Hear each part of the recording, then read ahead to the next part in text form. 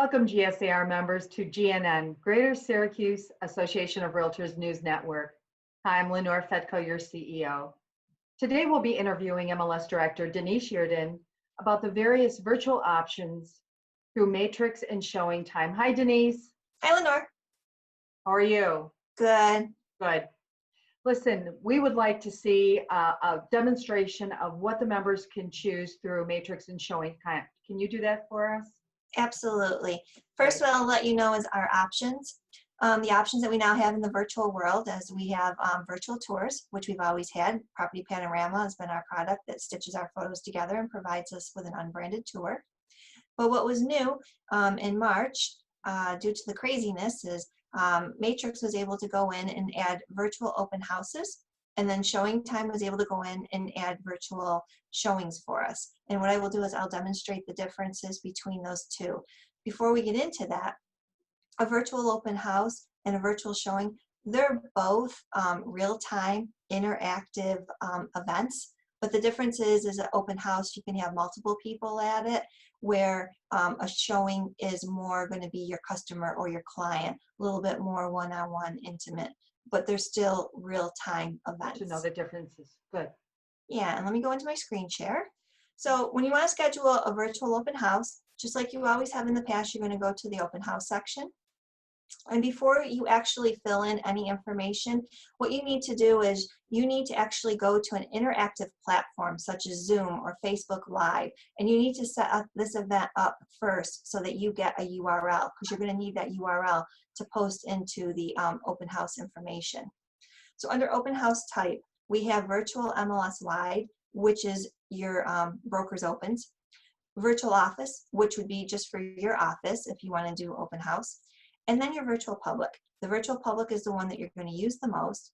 The virtual public is what goes out to other third-party sites such as Realtor.com and Zillow and CNY Realtor, and even brokers' IDX sites if they're showing open houses. They will put those virtual publics out there. You'll continue to put in your date, your time, your end time if you're going to have refreshments, right? So then you have your URL. There you're going to post that URL that you did from your interactive platform. If you're not sure of, if you don't use Zoom or Facebook, you can click here on the question mark, and these are other different platforms that you can use to create that open house and to host that interactive experience. Okay, and to show you how to do a virtual showing, we go into the listing. We've always had the Showing Time icon, so you're going to click on your Showing Time icon. You're going to see down here, you're going to click on Schedule Single Showing. Our scheduler, there's time that's already been blocked out. You'll notice that we have 45-minute intervals. So if you are doing an in-person showing, we've set the default time to 45 minutes, and that's to help you to be able to go ahead and sanitize, clean the house before you have your next in-person showing. But if you are going to do a virtual showing, you're still going to schedule your time as always. You're going to see that we've picked our time, but under appointment time, we're going to change this to become a virtual showing. You'll still pick your end time. A new field we have here is agency type. You can pick what type of agency. I'm going to just pick buyer's agent to go forward. And if you are going to do in-person showings, we have an optional field here. It's called buyer's name. And even though it's optional, we are encouraging our members to use it. This will help you if you have to get involved in contact tracing. So you can go back and see what properties that buyer you took them through. Only the buyer's agent and the buyer's agent's broker will see this contact information. It's completely confidential. No one else is going to see it. So again, if you are going to do in-person showings, please consider using the buyer name field moving forward.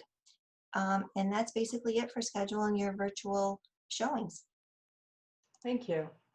I know you've worked really hard on adding these virtual options, Denise, and that we will be conducting various training seminars for our agents to bring everyone up to speed of these virtual options. As we go forward, we're encouraging our membership to become aware of the virtual options. As we see around the rest of the country, the numbers of the COVID cases are going up. And hopefully that won't happen to New York State.